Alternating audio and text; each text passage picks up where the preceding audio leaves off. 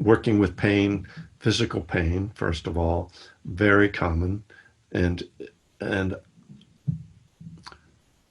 if you haven't had to deal with physical pain in your life, uh, congratulations. Like, I'm glad to hear that. Uh, just wait. But um,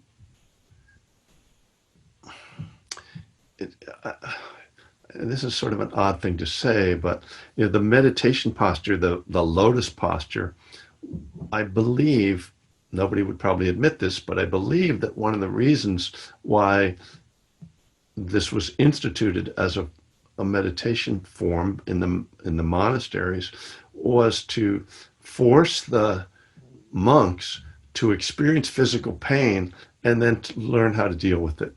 Is that a crazy thought, Sean?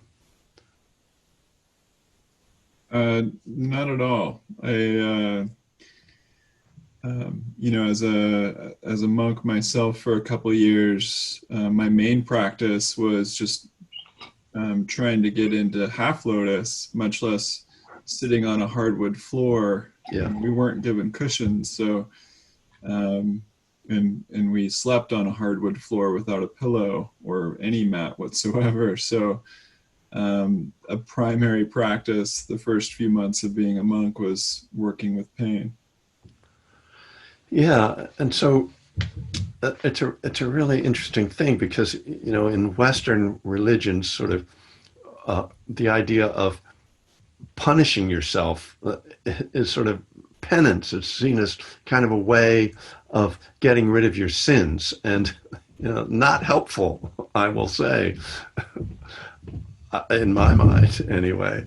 But what I've come to understand is the purpose of ascetic practices or any kind of practice that challenges you is not to uh, make you tougher or to absolve you of something, but rather to help you to learn how to soften and to develop equanimity, a balanced capacity to hold difficulty without falling into aversion, without getting into resistance. And it's the cutting edge of practice, no doubt. And each of us plays with that. And simply, I mean, the starting point of that practice is sitting down and closing your eyes for 20 minutes or however long you do it, because that in itself is a kind of renunciation or ascetic practice. It's saying, I'm not going to do anything right now to try to control my experience or to try to just fix it. I'm going to try to be with my experience just as it is without running away. And I'll try to learn to breathe with whatever comes up. I'm going to try to learn to let go of whatever comes up. And so that's a big part when we talk about self-regulation. So that's kind of, self-regulation is more like the contemporary psychological way of talking about this same thing, of learning to not be reactive. And so working with pain is where this really comes into play.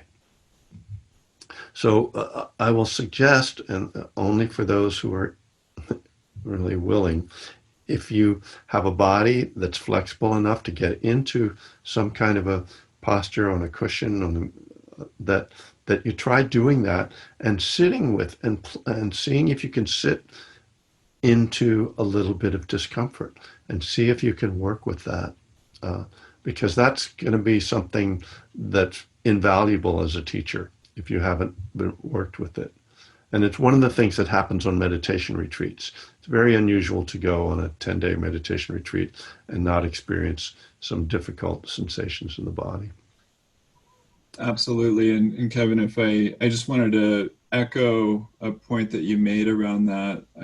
I agree with you. I think learning how to soften into the experience, soften around the experience, bringing that loving awareness to the experience, noticing aversion, noticing reactivity, and softening around that, bringing this caring curiosity back to the body. and playing with that a little bit. I'm really glad that you brought that up. Thank you. Yeah, and we'll sometimes be faced with students who say, well, I didn't come here to have pain. Like, why? How can? And so they'll be asking you, how can I get rid of my pain? And so it's really important to be able to help them to see that there's a difference between having a physical discomfort and having this mental resistance that then turns it into a problem. And that's the subtlety that we learn to work with.